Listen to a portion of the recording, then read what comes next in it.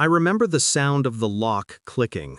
That was the moment my labor pain sharpened into something colder, fear. My mother-in-law stood on the other side of the bathroom door, her voice deceptively calm. Hold it in. Don't ruin her big day. Don't you dare steal her spotlight. Her words cut deeper than the contractions ripping through me. I clawed at the door, at my stomach, at my own sanity. My phone was gone, snatched from my hand the second I doubled over. She smiled as she did it, like this was her victory. I wasn't just trapped in that bathroom, I was trapped in her malice. When I first married her son, I thought she loved me. She cooked for me, hugged me like a daughter, praised me to her relatives. I believed it. I wanted to believe it. But her eyes always lingered too long on her precious daughter, the princess of the family. Every birthday, every dinner, every conversation circled back to her. My sister-in-law was the diamond, and I was just the setting holding it up. I ignored the favoritism. I told myself love wasn't measured in who got more attention. But that day, locked away while life ripped through me, I realized what I had always been in her story, a disposable shadow. I lost time inside that bathroom. Sweat blurred my vision. My fists banged on the door. My screams swallowed by wedding music pounding through the walls. Nobody came. Nobody cared. Then, darkness. When I woke, the light above me was blinding white. The antiseptic sting of the hospital told me where I was before my eyes could focus. My baby was gone. Too soon. Too fragile. And she was there, my mother-in-law, kneeling, crying, begging.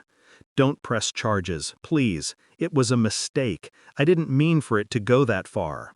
Her tears fell, but her words didn't reach me. She wanted me silent, not safe.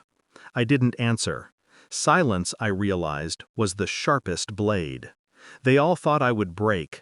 They thought grief would shatter me into a woman too weak to fight. But I wasn't broken. I was burning, and fire does not beg. I kept my face calm, my words few. I let her think she still had control, because revenge is sweetest when it is patient. Step 1. Evidence. I requested the hospital record of my admission, time-stamped, hours after my contractions began. I asked for security footage from the wedding hall, the cameras that showed her dragging me away, clutching my phone. Step 2. Silence. I didn't mention a word to her, to my husband, to anyone. I played the grieving daughter-in-law, lips sealed, eyes down. She exhaled in relief. She thought I was folding. Step 3. Timing. Revenge is not about rage. It's about precision.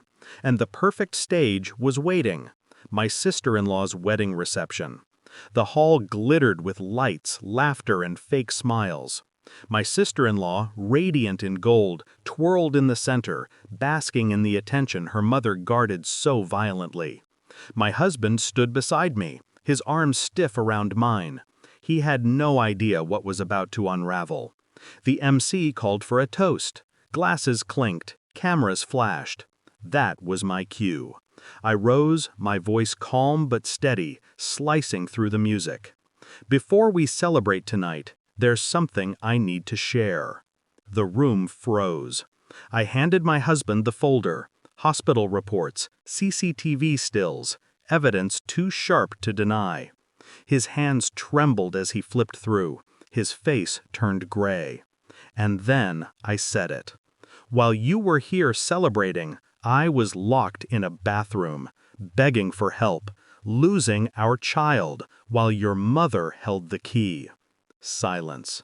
Pure, suffocating silence. Her gasp was the loudest sound in the room. She staggered forward, whispering my name, shaking her head.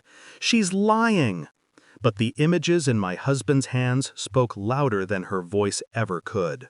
He turned to her, his jaw set like stone. I had seen him angry before, but never like this. This was fury laced with betrayal. You killed my child, he said. She crumbled. Right there, in front of her guests, her daughter, her entire kingdom. Her knees hit the marble floor. Her pleas poured out, but every word dug her grave deeper. Guests whispered, some pulled out phones, others looked away in shame. The image of her, a mother-in-law exposed, begging at her son's feet, would live forever in their memory. I watched without blinking. She had caged me once. Tonight, the cage was hers. I didn't need to scream. I didn't need to strike her. My silence did all the work. The evidence, the timing, the truth. It cut deeper than rage ever could. Later, when the hall had emptied and the whispers had spread like wildfire, my husband stood beside me in the car. His voice was low. "We're pressing charges." Her face flashed in my mind, the way her skin drained of color when those words were spoken, the way her hands shook as she realized this wasn't just humiliation, it was consequence. For the first time in months, I felt something close to peace. They thought they could bury me in silence, but silence became my weapon.